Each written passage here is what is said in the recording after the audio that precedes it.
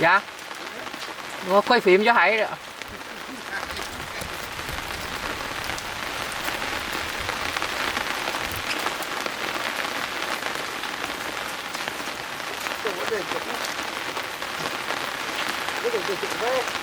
Hả?